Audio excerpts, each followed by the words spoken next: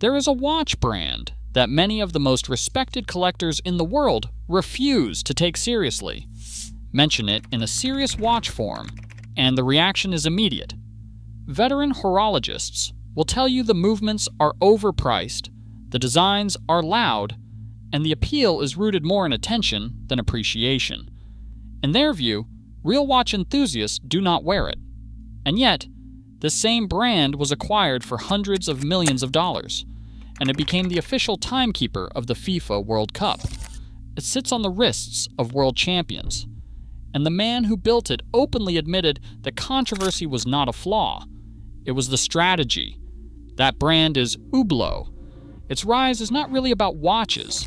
It is about status, taste, and the invisible rules that decide who belongs.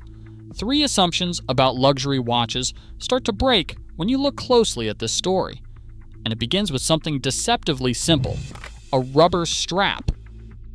To understand why Hublot divides opinion so sharply, you have to go back to Basel, Switzerland, in 1980. Carlo Crocco walked into the world's most important watch fair with something no one had seen, and almost no one wanted to see: a solid 18-karat gold watch paired with a natural rubber strap. The reaction was not mild skepticism. It was outright rejection. Rubber was seen as industrial, something for tires, seals, and machinery.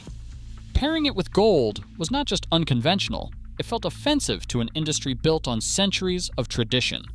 Luxury watchmaking had a defined language: gold, steel, leather. Crocco introduced a new word no one had agreed to. The result? The watch failed. For nearly 2 decades, Hublot remained a niche curiosity, overshadowed by established giants like Rolex and Patek Philippe. It wasn't respected, and it wasn't commercially significant. But there is a critical detail often overlooked.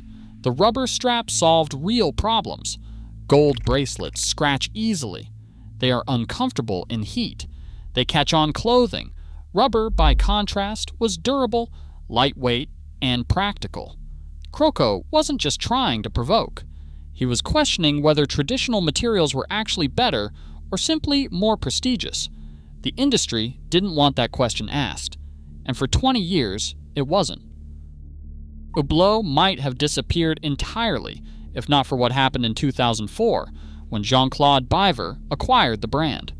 Biver is arguably the most influential figure in modern Swiss watchmaking.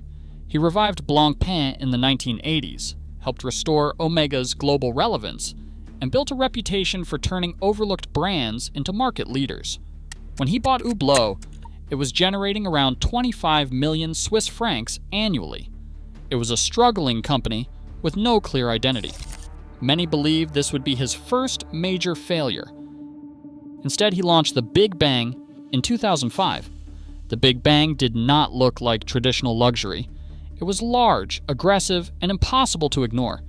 The design incorporated industrial elements, visible screws, carbon fiber, titanium, paired with the now signature rubber strap. Where traditional watches aimed for subtlety, the Big Bang was deliberately bold. It did not try to disappear under a cuff. It demanded attention. The reaction from the watch world was immediate and negative. Critics called it tacky, derivative, and overly commercial. To many purists, it felt like marketing disguised as horology. That same year, it won Best Design at the Grand Prix d'Horlogerie de Genève. Biver's philosophy was simple: a luxury brand must never be ignored. Love and hate are both valuable. Indifference is fatal. By that logic, every critic became part of Hublot's marketing engine. The results were undeniable. Revenue grew from 25 million Swiss francs in 2004 to over 300 million Swiss francs by 2008, when LVMH acquired a majority stake for hundreds of millions. But the real shift was not just design or marketing, it was the audience. Critics often argue that Hublot does not deserve its position because the movements are not exceptional, the designs are busy, and the brand invests heavily in marketing. Some of these criticisms are technically valid, but they miss something deeper. Many of the same collectors making these arguments own watches that are less innovative or complex. The criticism is not purely technical, it is cultural. Traditional watch culture operates on understatement. The highest form of status is subtlety, wearing something only insiders recognize. A complicated Patek Philippe that looks simple on the surface is the ideal. The value lies in what others do not see. Hublot rejects that entirely. The Big Bang is not subtle. It is visible, bold, and unmistakable. It does not require insider knowledge to signal status. It announces it openly. And it attracted a different kind of buyer. Floyd Mayweather, Jay-Z, professional athletes, entrepreneurs. First-generation wealth. People whose success is recent, visible, and unapologetic. This is where the tension truly lies. Luxury has always had an unspoken rule. New money should learn to be quiet. Old money values discretion. Hublot built a brand that didn't follow that rule. It didn't just design a different watch, it designed for a different audience. When Hublot became the official timekeeper of the FIFA World Cup in 2010, the reaction from traditionalists revealed everything. The World Cup reaches billions of people. For purists, that level of visibility undermines exclusivity. In their framework, prestige depends on scarcity, and recognition should be limited to those in the know. Biver saw this differently. He understood that exclusivity is not an objective standard. It is a boundary drawn by those already inside. So he built a brand for those outside it. The backlash wasn't a failure. It was proof the strategy worked. Because Hublot isn't just a watch brand, it's a case study in how luxury actually functions. Luxury is not just about craftsmanship. It's about signaling. It's about defining who belongs and who does not. It's a language, and like any language, it can exclude as much as it includes. Croco introduced rubber into that language and was rejected. Biver saw that rejection as an opportunity. The people who resisted most were the ones most invested in preserving the rules. That told him everything. Hublot succeeded not by conforming to luxury norms, but by challenging them. It gave visibility to people who weren't supposed to fit the traditional mold, and they embraced it.